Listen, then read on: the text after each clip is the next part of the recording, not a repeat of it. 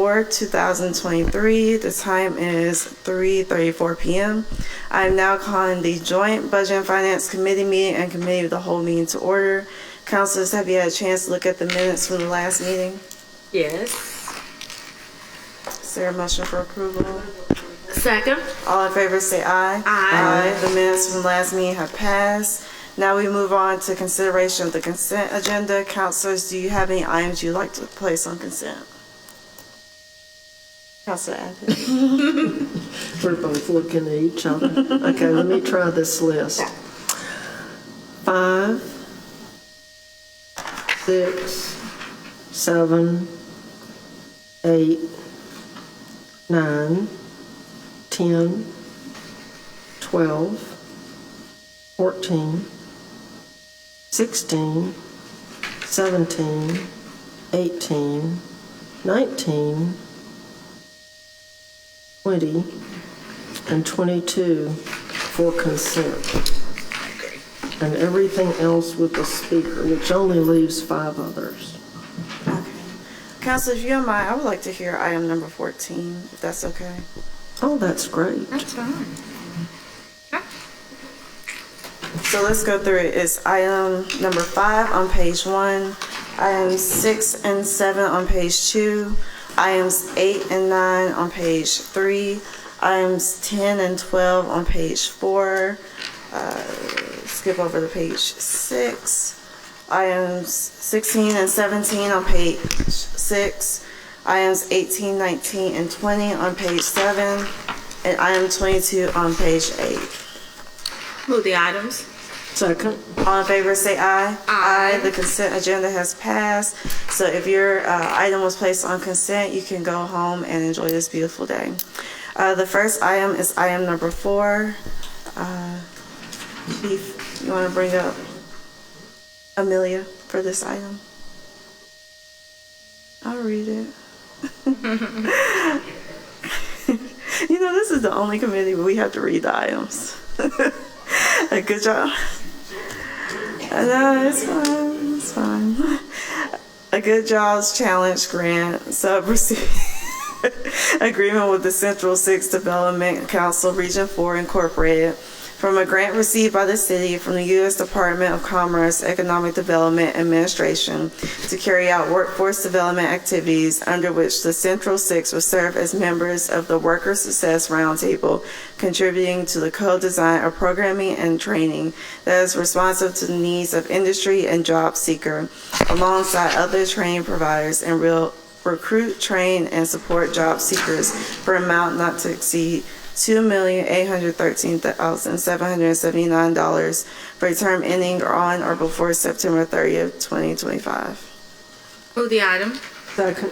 Hey, how are you? Good, thank you. Sarah McMillan. I serve as Manager of Workforce and Talent Development within the Department of Innovation and Economic Opportunity. It's great to see you. The item before you speaks to our $10.8 million grant award from the Economic Development Administration's Good Jobs Challenge grant. If you remember, last month we were before you for 3 of our sub-awardees, and so we have 5 sub-awardees total, and Central 6 is the 4th sub-awardee. And so Central 6 will be supporting our grant through helping us establish and facilitate committee roundtables, and so they'll be doing a lot of the operational work to support the grant. Additionally, they're responsible for a significant amount of the programmatic work that we'll do, particularly around engaging job seekers. Once approved by this council, they'll be able to staff up a team of anywhere between 5 to 8 people to support the grant. Among those folks, there will be people that work directly with job seekers in like counselor type roles. They'll also manage all of the supportive services across training providers.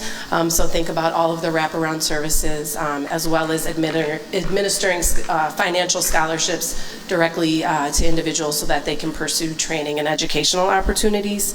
And then lastly, they'll be responsible for the data collection instrument across the entire grant. And so they'll be working with all of the other sub-awardees, training providers, and different community organizations to make sure that we're tracking our progress among the grant.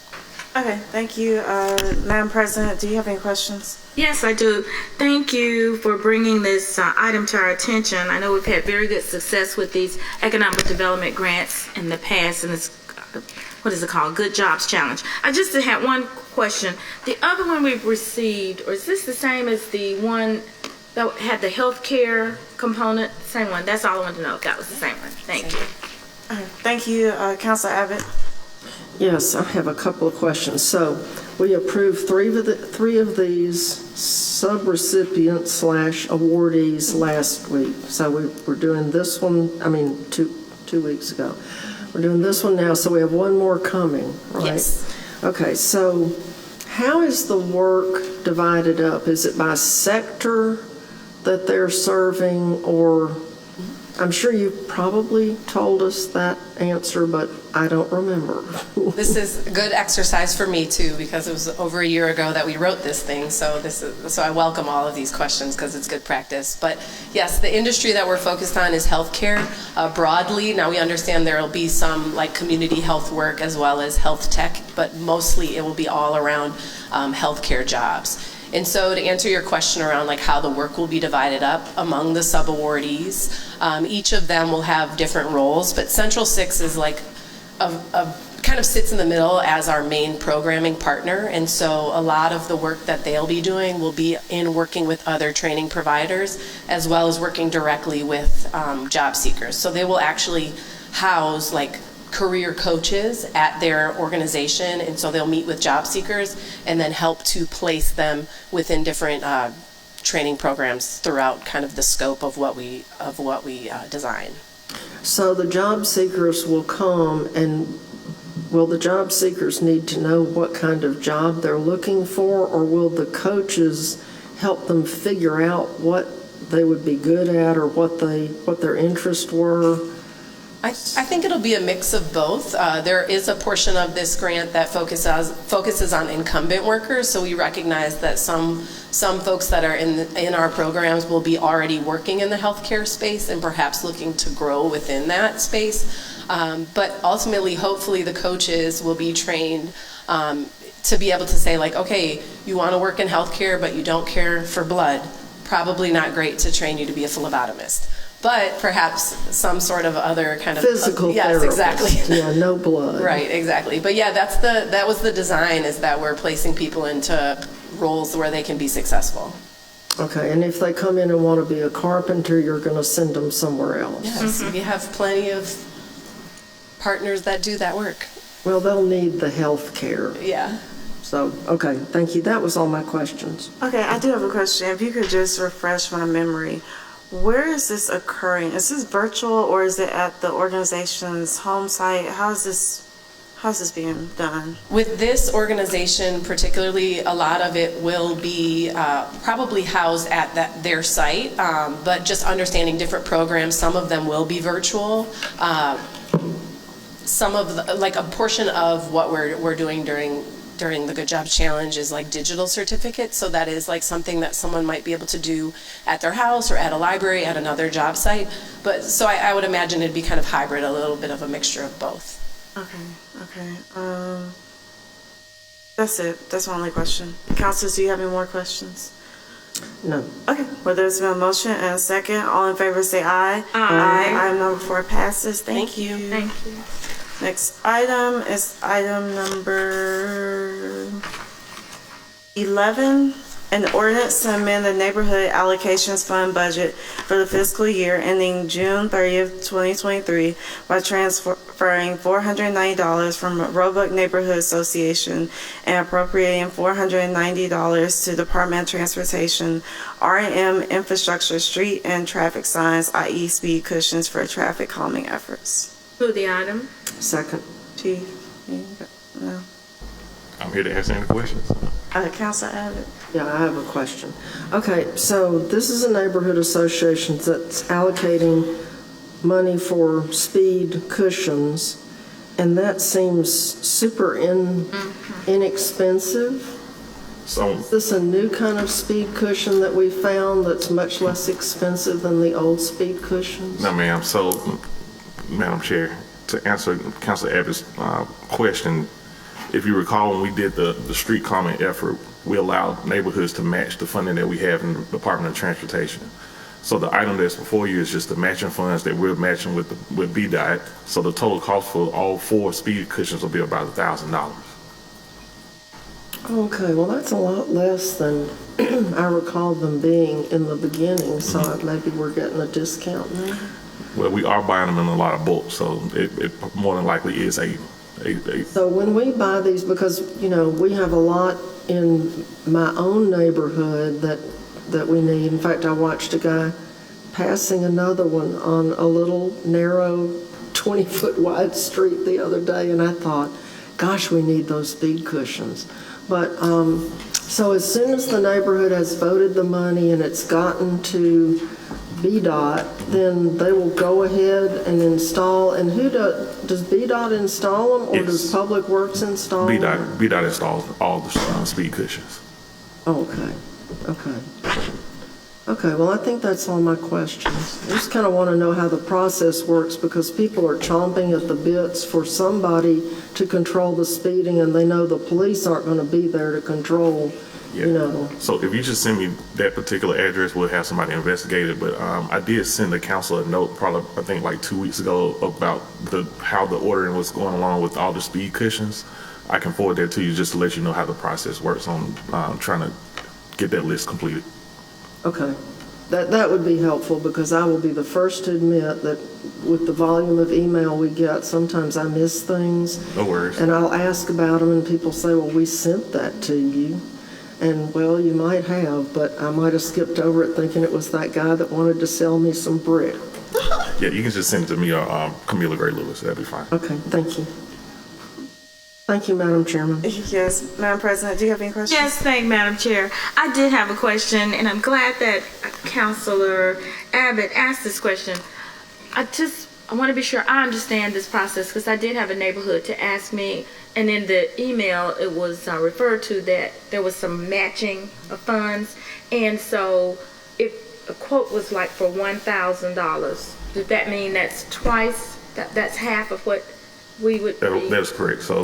So the neighborhood will vote on installing speed cushions. So BDOT will get a quote and then give it back to the CRR and let them know that their share will be half of that cost. Okay. And then we just process it from there. All right, thank you. And I do apologize the same. If you sent that email, Yeah, I now sent it. I'll go back and look at it, because it has my interest. Thank you. Thank you. And Chief, is it the little stripes or is it the ones? It depends on what the size of the street. It just depends. We have different type of street calming mechanisms that we got, from speed humps to speed cushions to actual like buffers, but it just depends on the street. Can you give neighborhoods a timeline too for traffic calming studies? Tell them that just because they requested doesn't mean we'll be out there in the Right. week. You know, BDOT has said is sometimes street calming can be just an installation of a flashing light or a flashing sign, something that alerts people that, you know, slow down. Yeah. Thank you. I need gates in the middle of the street. No, not Gates. Okay. Councilors, do you have any other questions? Okay, well, there's been a motion and a second. All in favor say aye. Aye. That item passes. Next item. Item number 13, a project agreement between the City of Birmingham and Denadine Group, Yo Mamas, under which Yo Mamas will undertake a project to lease, redevelop, rehabilitate, and enhance the existing premises located at 2098 4th Avenue North, Birmingham, Alabama 35203, into restaurant space that is 5,760 square feet and seat 80 to 100 patrons at one time, with an estimated investment by the developer for approximately $1.7 million startup costs. The city will provide an incentive of up to $1,300,000 in support of the project, which authorizes the city to lend its credit to or grant public funds and things of value in aid of or to any corporation or other business entity for the purpose of promoting the economic development of the city. Move the item. Second. Ms. Janice Doctor will present this item. Good afternoon, Good Councilors. afternoon. Janice James Doffert, Department, Service, Real Estate Manager for the Department of IEO. trying to remember my IEO, I forget my name. Okay. But this afternoon, we're seeking your approval for the incentive of $1.3 million for the build out of commercial space and parking deck. Number 3, for the expansion and relocation of Your Mama's restaurant. Presently, Your Mama's is on 2nd Avenue North.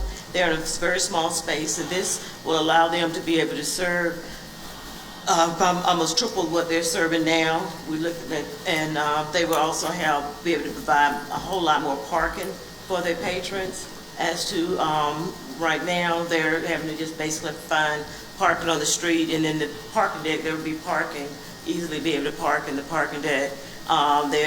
Actually, the restaurant can be seen from the 4th Avenue North window, and also on the 21st Street on the Richard Arrington Jr.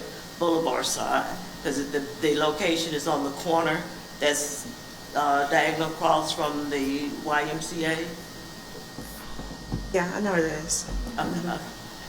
Councilor Abbott was looking like, I'm like, confused. Diagonal from the YMCA. Yes. This is the parking In the deck bottom of the number 3. parking deck. Yes, and the space is just raw space now, just gravel there. So the complete build out will be needed of that 5,760 square feet building, I believe. Yeah, 5,760 square feet. All right. May I ask Councilor a Abbott? question? Yes, ma'am. Okay, so the developer's putting 1.7 into it, and we're putting 1.3 into it for a total of $3 million? No, the total, for the total build out and supply is 1.7. The city is putting in the 1.3. So we're paying 76% of the cost of this project? Yes, pretty much for it's just plain gravel right now, so just so, it would still be, the city still own the property, they'll be doing a long-term lease. And mainly they're having to bring in, new equipment and all of that, but the main build out to get the property ready to be used as a restaurant is gonna take the 1.7, and the city has, we would like to agree to give them, and with your support, to give them the 1.3 million as an incentive. Well, I'm kind of stunned that we would foot 75% of the project. That seems, I don't want to say outrageous, but it seems very unusual. Madam, So they put in 400,000 and we put in 1.3 million. Is the rationale that if something goes wrong, we'll be able to reuse the space conveniently? that's ideal, Council. Yes. So this is our investment. This is our property. So we're investing into something that we can see future uses, even if it's Your Mama's or someone down the line, that we can turn this space over to any company that's ready to move in. Yes. So it's more of a long-term investment. Yes. Kind of like Michael's, Yes, ma'am. where we keep on pumping money in, assuming that it's ours and we need it. That's right. Okay, well, that makes better logic.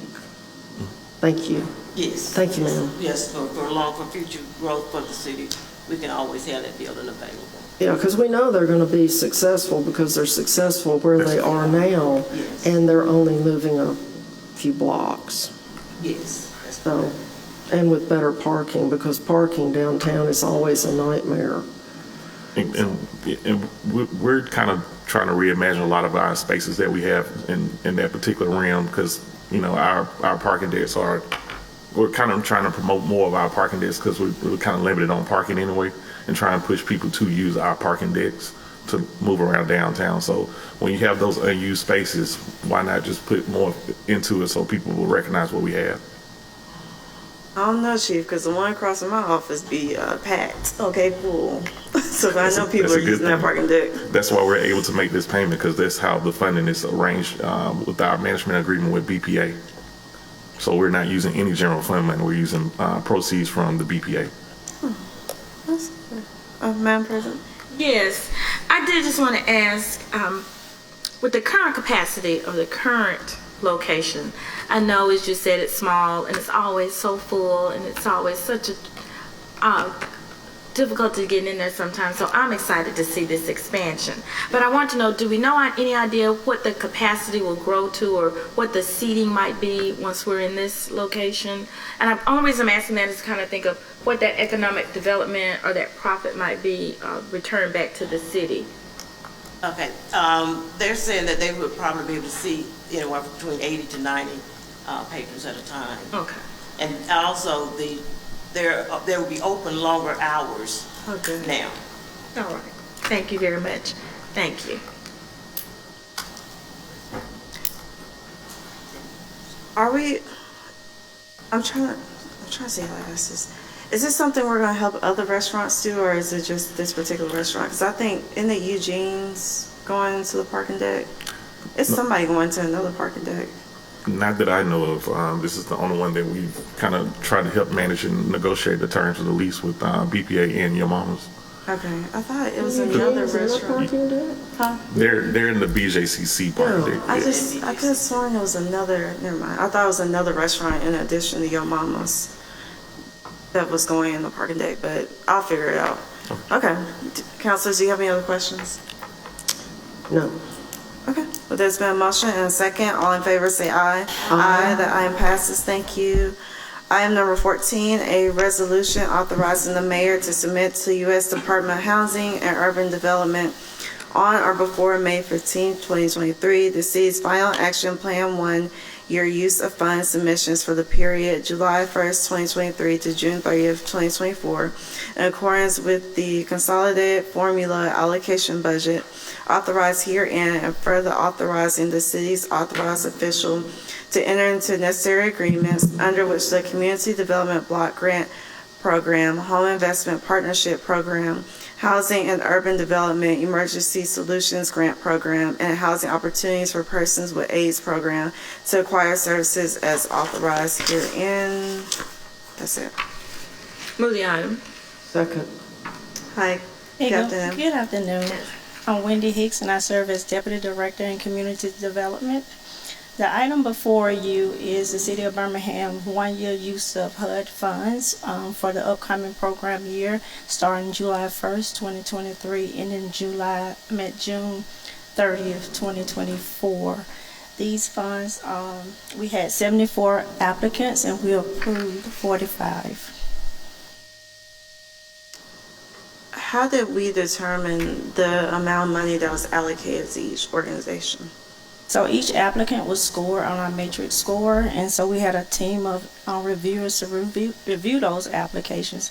We also looked at, if they were previous applicants, we looked at how they performed in previous years. And if they were new applicants, we looked at whether or not they were ready to start, did they have the capacity, and were their goals and objectives meeting with the City of Birmingham's goal and objectives. Sorry. Okay. I was just wondering because I saw a lot of good organizations, but a lot of the amounts just kind of varied. So I was just wondering. Right. So like in ESG, that we have a limited amount of funds in that. It serves like most of the homeless population. And so therefore that part of that is a competitive grant. And so we looked at those providers who could best serve the initiatives that we have going on now. Okay. Thank you. Tell them what ESG stands for, because Emergency Solutions Grant. I know we use a lot of acronyms. We probably should say what it is first. I do. It's okay. Councilors, do you have any questions, Madam President? I do.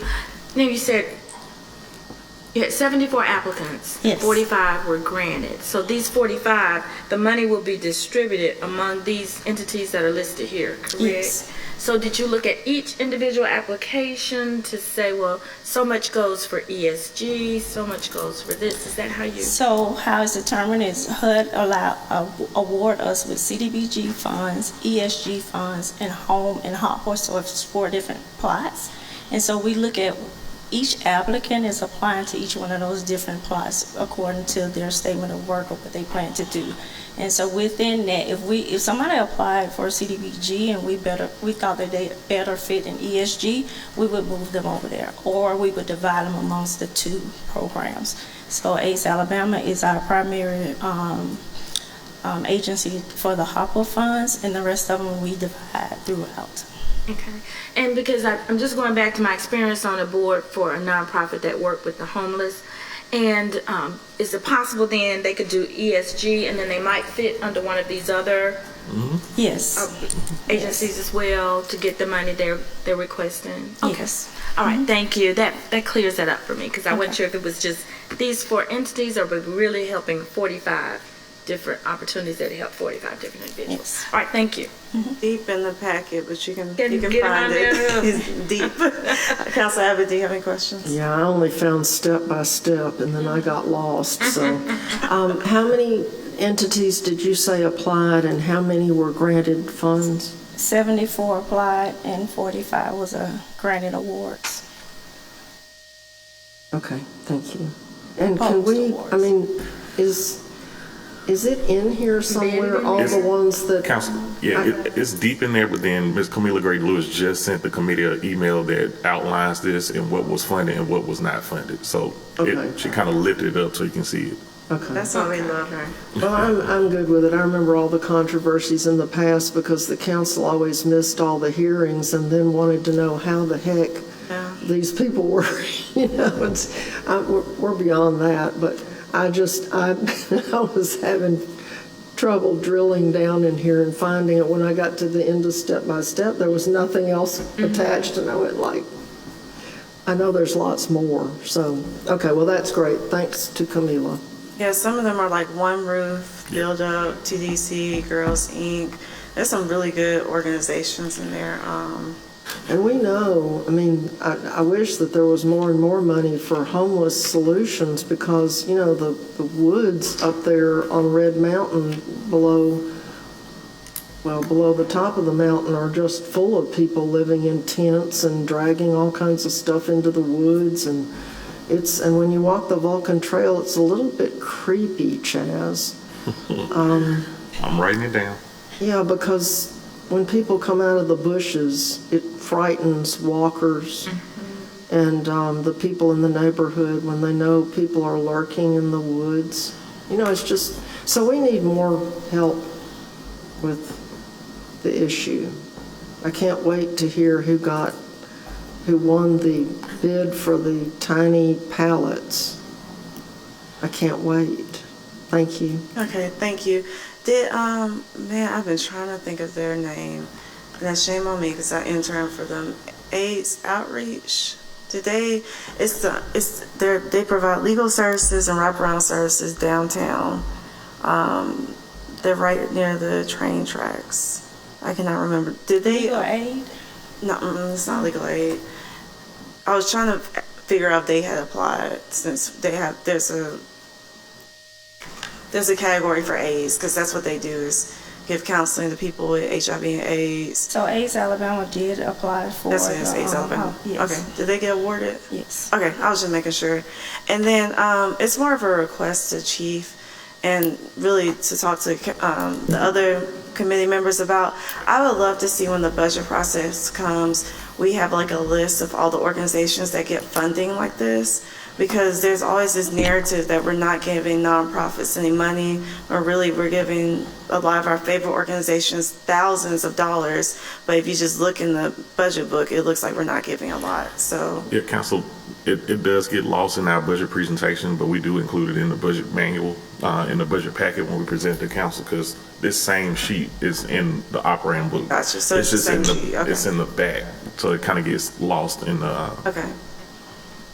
Okay, Yeah. we'll make sure. I know Madam President had them copied and gave out paper copies. So, okay, councilors, do you have any other questions?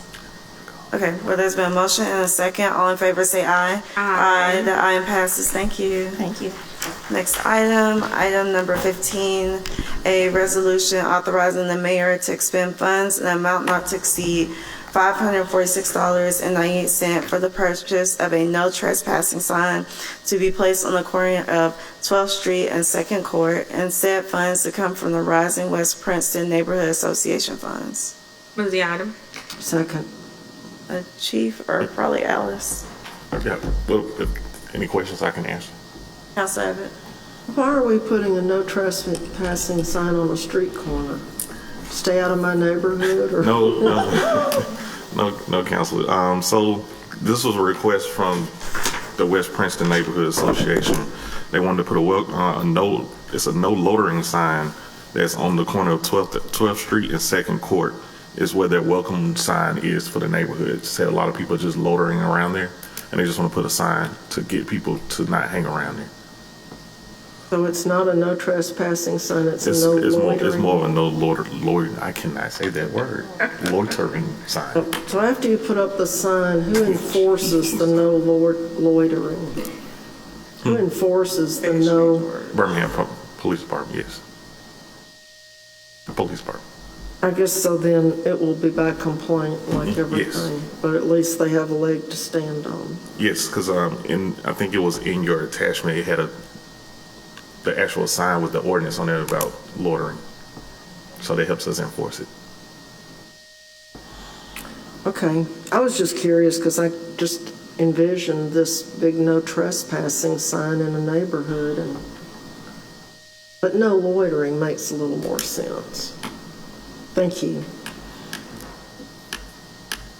Loitering. Well, I was just thinking about, it's not the same thing, panhandlers, if that's possible to get a sign like that, maybe. 5 Points South would be covered up with them. I know. Well, I was just wondering, I know there's a lot of constitutional law that protects panhandling, but still, I didn't know if we could do something, because I know especially the panhandler where the 3rd and 4th Avenue exit is downtown, right there by the Haven and somewhere else. There's always somebody right there in the middle. Have you seen him right there in the middle? I feel like somebody's going to hit him one day, but I was just wondering if that's possible.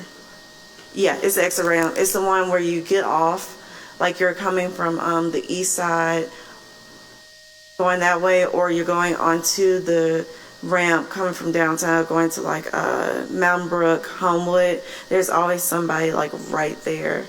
And that's probably the most dangerous spot, honestly, have somebody there, so. Okay. All right. If there are any other questions, there's been a motion and a second. All in favor, say aye. Aye. That item passes. Next item number 21, a resolution to amend resolution number 397-23, which authorized the expenditure of funds for the registration of up to 198 neighborhood association officers and volunteers of the city's neighborhood associations, not to exceed 2 per neighborhood association and 3 community development staff members as employees of the city, plus the NUSA board members and candidates for the NUSA board, and an amount not to exceed $2,500 per neighborhood to attend the 2023 NUSA Neighborhoods USA NUSA Conference in El Paso, Texas, which is from May 24, 2023 to May 27, 2023, to include an additional 5 community development staff members to attend the NUSA conference. Move the item. Second. Chief? Well, Alice. I don't know why she running away. Oh, Alice, this is your item. You know this your item. Good afternoon. Good afternoon. My name is Alice Williams, and I serve as Deputy Director of Community Resource Services. And we are requesting an amendment to our original request from NUSA. We have our totals now of neighborhood attendees, which is about, I think you said 83. Our total cost now has been estimated to be $137,562 for the different neighborhood members to attend. And we're taking the entire staff just to assist with this travel. I mean, before when we went, we had issues with people returning and things like that. So we're taking the staff so they can attend the conference as well as assist their various neighborhood association officers and members that are attending. So we've just asked for an amendment to include all of our staff and to come back with the final numbers. Okay, Councilors, do you have any questions? Councilor Abbott? Yes, so there are 83 neighborhood association attendees or 83 total? 83 total delegates attending. And that's 49 neighborhoods represented. Okay, does And that that's include 18 your of the staff? 23 communities. No, ma'am, does not include my staff. Okay. And how many different communities? That is 18 of the 23 communities and 49 of the neighborhoods. People are always asking me who's going.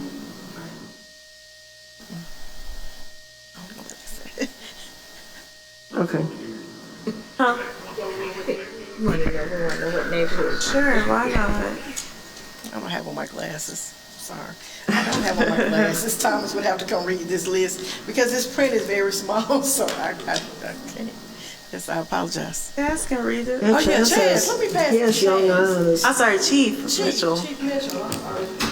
That's what you get for being messy. She forgot her glasses on purpose. Uh-huh. While he's getting back to his seat, how many workshops occur during NUSA? So like when we go to conferences, it's enough for almost like 2 counselors or 1 counselor per workshop. How many workshops occur So during the there are day? quite a few workshops, and they're very informative workshops. So we start workshopping. The conference starts on the 24th. They spend that day doing registration and things like that. But for the next couple of days, it's pretty full schedule, and they have great presentations, information relative to the neighborhood. So it's normally a pretty good workshop, pretty robust with the courses and everything that they're doing. And you know, the last one we attended in Arkansas, fortunately, a lot of the things that they have implemented in Arkansas, we are doing. So I kind of felt superior because Birmingham was doing a lot of those things and they haven't made it to where we are. But it's a pretty good conference. We are encouraging neighborhoods to look at other conferences to attend, like the Reclaiming Vacant Properties, Brownfield, and other conferences. So hopefully they'll start, you know, paying attention and try to attend some of those other conferences as well.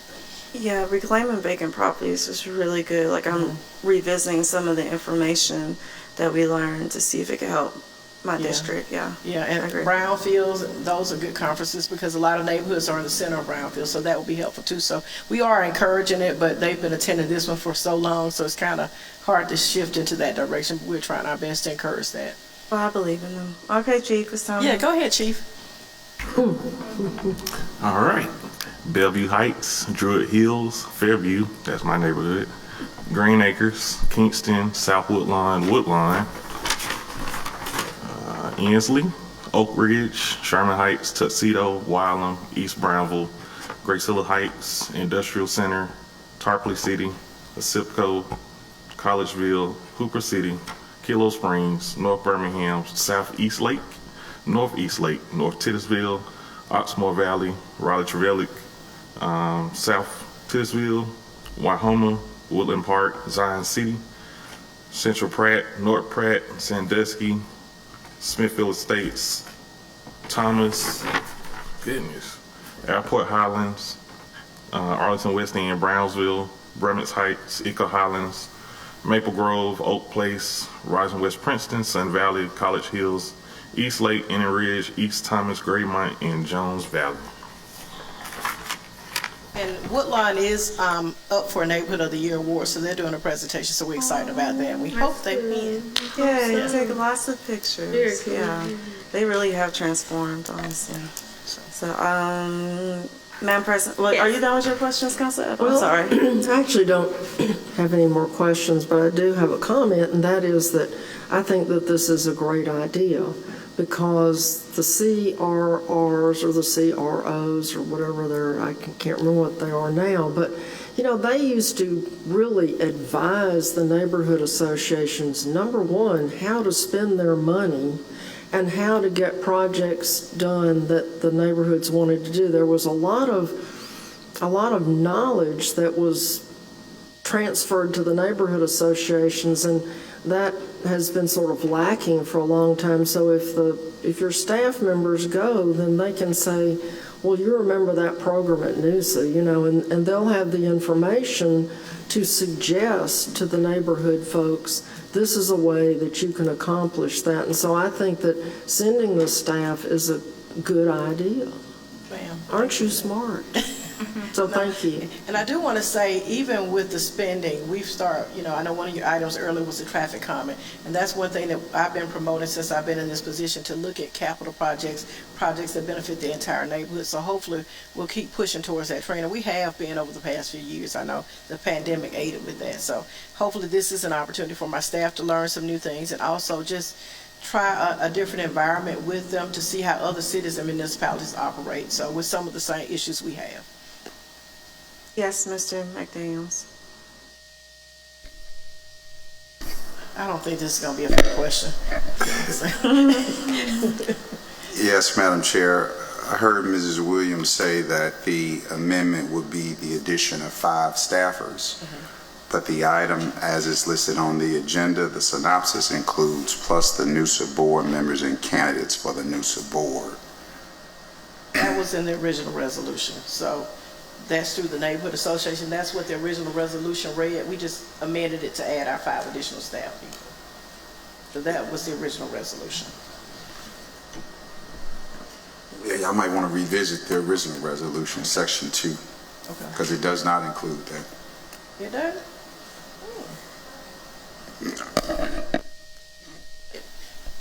Unless I'm missing something.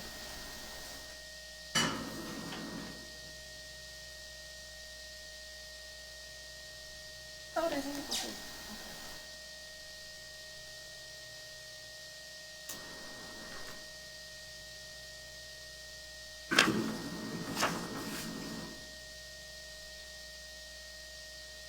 Thank you, Mr. McDaniels. I appreciate that. Thank you. Thank you. I have a question. Yes, Council Egbert, are you done with your questions? Or we can come back to you. Okay, so if you're a candidate for the board, you get transported even if you haven't won. So it's not NUSA board members, it's candidates. So, you know, the NUSA board is a volunteer board. And so I spoke with the president of NUSA this past week, and she said that they're all responsible for their own transportation, with the exception of if they're city employees. And so their board members that sit as city employees, they have their way paid through the conference, but everyone else is a volunteer option. The president of NUSA is a neighborhood officer, so she said she has to pay her own way. So it's a volunteer board. So I think we do it a little different, but it's, We are different. we are. We don't just look different. In a We good are way. different. In a good way. Okay, well, that was my only question, and thank you, Mr. McDaniels, for being so thorough. Thank you, Council Abbott. Madam President? Yes, I just wanted to ask a question. You mentioned the other opportunities that neighborhoods may have to get this type of knowledge. Could you all provide us with the recommendations or the list that you think? I know Councilor Pro Tem talked about the, what is it, the homes. Reclaiming The vacant properties. Yes. Yeah. And if you could just, I would just like, just for my own Yes, benefit, ma'am. a list of those so that I can mention that during neighborhood meetings, or as I see people have projects and maybe say, this might be a good place for you to go and consider that instead of NUSA or whatever. Because they might try to stack them and do multiples, but we'll say either or. Yes, Okay. ma'am. And then I would like to ask, with the sending your 5 staff members, are you going to sort of ask staffers to go to certain of those workshops? So I know you're there mainly for logistics, but Yeah, they've selected their own workshops, what interests them and what interests their neighborhoods, but primarily just to get us off the ground, make sure they have people in place, because in the past we traveled with 2 or 3 people to NUSA, and it's really a struggle when you have that many people going with you, so I've asked staff to participate. And also just for a learning opportunity, because a lot of them haven't been able to participate in the various levels of training with other government, other municipalities, so I'd like to have them look at some of those. So I'm asking everyone to do something different. We do have a orientation session before we head out to make sure that we're not in the same classes, that sort of thing, and also to kind of, if we're missing a topic, to make sure we catch it. But we also have a meeting with the officers and residents attending as well to kind of make sure they have everything suggestions. covered. Yes, ma'am. Perfect. I think that's great. I think back to my one and only NUSA meeting, and that was the Palm Springs meeting. Yeah. Where I think people got all caught there because of it was weather or Weather? the airlines. So kudos to you and your team. You're always yeah. trying to work to Yeah, well, we'll be keep our leaving staff residents safe. behind this time to make sure that Thank you. they're the last ones left. Thank Okay. you. All right. That's my only question. Okay, if councilors, if there are any more questions, there was a motion and a second. All in favor say aye. Aye. That item passes. Thank you, Alice. Thank you. Next is item 23, old and new business. I think the mayor's office had Yes. item, Yes, I bring up on some, yes, a environmental thing. and committee members, you should have seen that email this morning. And, oh, it's in our packets as well. Thank you, staff. Okay. Good afternoon. Amelia Muller. I serve as Civic Design Principal in the Mayor's Office. So the item of new business before you is the Climate Pollution Reduction Grant Program through the Environmental Protection Agency. This is a formula grant program for which the City of Birmingham is eligible as one of the largest municipalities within our MSA. The federal government has allocated $1 million per top 67 MSAs in the country to aid in climate planning reduction activities. So these funds do go toward a regional plan, and in fact, the City of Birmingham was eligible for this, the City of Hoover, the Regional Planning Commission. We're bringing this before you in part because we've been having conversations with those entities about how we collaborate. The City of Birmingham will lead on this planning effort in very close collaboration with the Regional Planning Commission to ensure that our efforts are certainly highly relevant to the city, but also reaching into regional climate planning goals as well. So the first deliverable from today's conversation, we would submit a notice of intent to participate by the end of this month. Then a more detailed budget and work plan by the end of May. And then our first deliverable is a preliminary climate action plan in early January for this grant. So we are pursuing this because we see this as a tremendous opportunity to pull down resources not only for Birmingham but for the region, led by the EPA in this effort. We also expect that over the next few years, starting this fall, there will be implementation grants within this same program.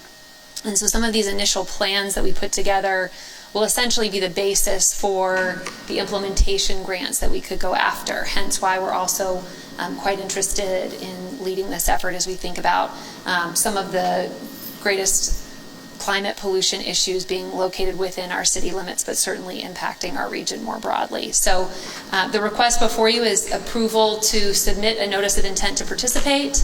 The following activity from there would be the submission of an application on May 31st, and then subsequent activities from there once we were to draw down the funds.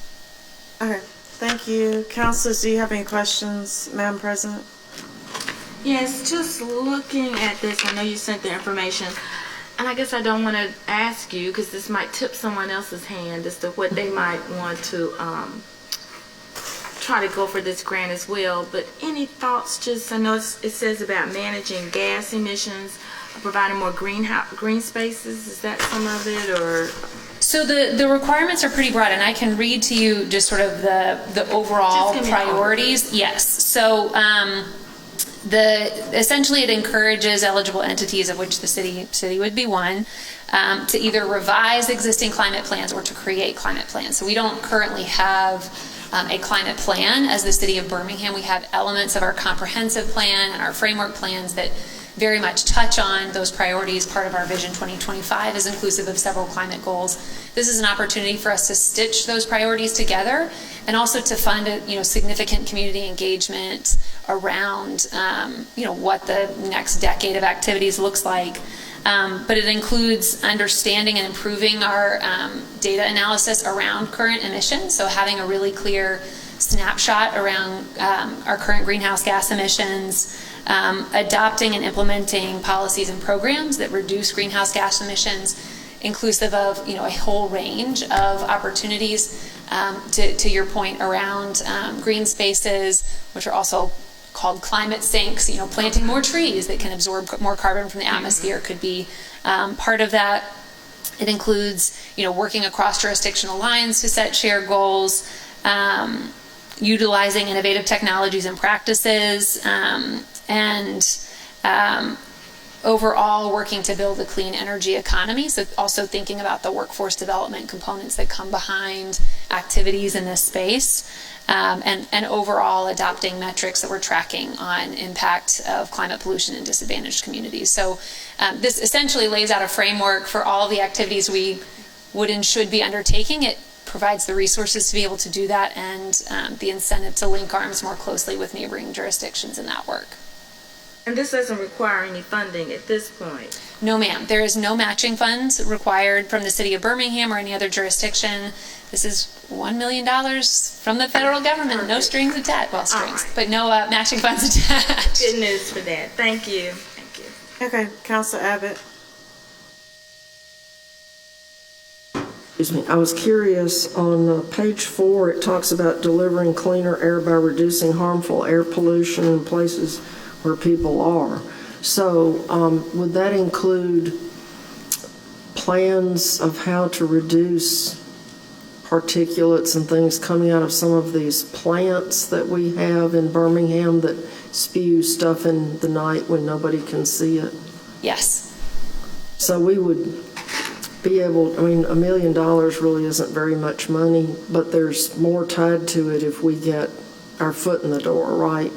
Yes, ma'am. So this is specifically for planning activities, not for the implementation activities, like, along the lines of what you just spoke to, but it helps to tee up those implementation plans. So essentially we have shovel-ready projects that we could apply for additional federal funding to implement and look for, public and private partnerships to be able to implement those types of ideas. Yeah, because we certainly don't want to drive all the industry out of Birmingham, but we really would like for them to quit pouring pollution all over everybody. And, I've been doing a lot of window painting lately, and I'm painting them white. And, a week later, when I'm not finished and I go back, I have to wipe all of the particulates off of the surface so I can start painting again. And I think, people just don't realize we've cleaned up the skies of Birmingham a lot, but we still have plenty of pollution. We've got some to share with others. So, I want to know if any of the funding can be used to clean up the pollution coming out of privately owned industries that, we certainly don't own them, but they're in our city and they're spewing stuff out. So these funds would support the type of planning and engagement activities with industry, with local partners, with impacted residents. It would support measurement activities to understand those baselines around current pollution and help to aid our efforts to establish policies and programs to reduce emissions overall, not just from our heavy industry, but overall, other drivers of air pollution, car exhaust, et cetera. So there's lots of policies and programs that might emerge from these planning activities. And I think what's exciting about this is it also provides resources for really rigorous engagement around those activities to ensure that our residents, our community partners, community-based organizations can be at the table and be well supported in their efforts to participate. Good. Because sometimes governments don't want to go after people. Even if they're killing their residents, they don't want to go after them because they might leave. And so being able to help with the costs might bring more people into compliance without them packing their bags or without us just winking at what they're doing to our communities. So and especially planting trees is a big thing. We need more trees. So thank you. I just planted one today right across the street. Honestly. Got a little green thumb. That's good. And you're going Wearing a green birthday. and you're going to bring your gallon of water every week and pour on that tree. Of course, when I looked at the tree, wasn't as tall as me. I think some years for this thing. Some time. They grow fast if you water them. Dogwood. That's good. Okay. That's good. Get your meeting back. Okay. I think this would be a great opportunity, especially when you get to community engagement and putting together a climate plan to engage the PIC, for example, which would be very helpful because Councilor Abner on there and Councilor Moore is on there, and his district has a lot of environmental issues. So I just want to know you have an opportunity to have a workspace with the counselors as well. Absolutely. And I understand many of these topics are near and dear to each of you and your colleagues, so we look forward to collaborating. Yeah, okay. Are there any more questions? Okay. Oh, we haven't had a motion yet. Move the item. Second. All in favor say aye. Aye. The item passes. Thank Thank you you. very much. Thank you. The next Budget and Finance Committee meeting will be on Monday, May 8th at 3:30 p.m. Is there a motion for adjournment? Move for adjournment.